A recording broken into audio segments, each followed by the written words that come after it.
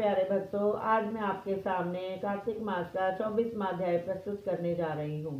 ऋषि पूछने लगे, हे सूत जी, बड़े आश्चर्य की बात है कि अदिति अग्नि में नहीं जली। तब सूत जी ने कहा, इसमें आश्चर्य की कोई बात नहीं। जिन भगवान के स्मरण मात्र से सब संकट दूर हो जाते हैं, उनका ध्यान करने वाले भक्त को कौन कष्ट दे सकता है।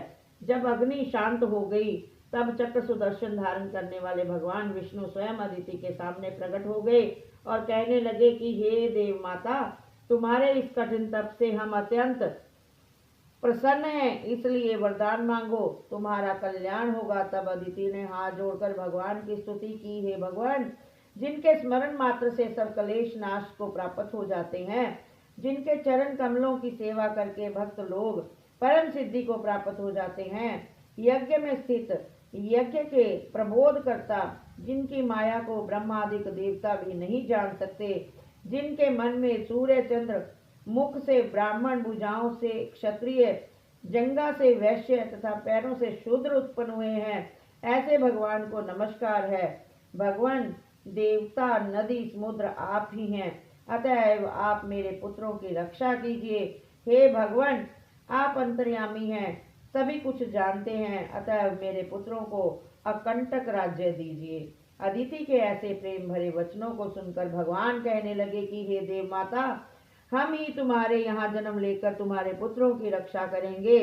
तब अदिति कहने लगी कि भगवान, जो संपूर्ण सृष्टि को धारण करने वाले हैं, जिनके रोम रोम में ब्रह्मांड समाया हुआ है, उसको मैं कैसे धारण कर सकूंगी। भगवान कहने लगे कि हे अदिति, माता पिता, गुरु, अतिथि तथा ब्राह्मणों की जो सेवा करते हैं, वह सदैव मुझको धारण करते हैं। तुलसी और गौ की रक्षा करने वाला भी मुझको धारण करता है, अतः मैं तुम्हारा पुत्र होकर शत्रु कुल का नाश करूंगा। यह कहकर और अपने कंठ की माला देकर भगवान अंतर ध्यान हो गए। इसके पश्चात दक्ष की कन्या अर्थात देव माता अदिति भगवान को नमस्कार करके अपने आश्रम को चली गई। समय पाकर अदिति ने शंख, चक्र, गदा, पद्म तथा कमंडल धारण किए हुए हजारों सूर्य के समान तेज वाले कमल नयन पीताम्बरधारी मुनियों द्वारा स्तुति किए गए दैत्यों के नाश करता, भक्तों के प्रिय वामन भगवान को पुत्र रूप में देखा। तब कश्यप आदि ऋषि भगवान की स्तुति करने लगे। जो कोई वामन भगवान के स्तोत्र का नित्य पाठ करता है, वह सदैव निरोगी रहकर सर्व संपदा प्राप्त करता है। तब वामन भगवान बोले कि हे पिताजी, हम प्रसन्न हैं, आपका कल्याण हो, आपके समस्त मनोरथ पूर्ण हो। हमने 2 बार आपके घर जन्म लिया और आगे भी आते रहेंगे। इतना कहकर भगवान ने बाल रूप धारण कर लिया।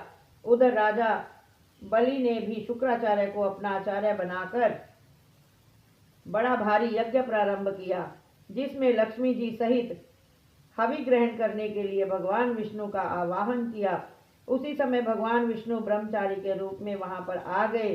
भगवान के इस रूप को देखकर ऋषि लोग ज्ञान दृष्टि से उसको पहचान गए। उन्हें देख श्री शुक्राचार्य ने राजा बलि को एकांत में बुलाकर समझाया। इति श्री 24वां अध्याय समाप्त।